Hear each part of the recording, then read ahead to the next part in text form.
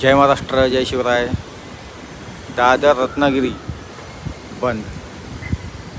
अभिनंदन मराठी भैयांनो. तुमच्या ह्या अशा शांत बसण्याने ना या सर्व गोष्टी भविष्यामध्ये होणार आहेत, अपेक्षेप्रमाणे होणार आहेत आणि अशाच होणार. त्या लोकांची डिमांड आहे कुठे, परप्रांतीय नेत्यांची. सेंट्रल गव्हर्नमेंट आहे, ठीक आहे, केंद्र शासन. त्यामुळे त्यांच्या नेत्यांनी जी डिमांड केली ती होते गोरखपूर, दादर ते गोरखपूर त्यांच्या लोकांसाठी. आपले नेते ते निवडून दिलेत, ते साला त्यांच्या पक्षाचे नाही झाले, तुमचे काय होणार आहेत. त्यामुळे अभिनंदन कोकणी लोकांनो. कोकणी, मराठी, चाकरमानी, आपण जे बोललो ना चाकरमानी, अभिमानाने.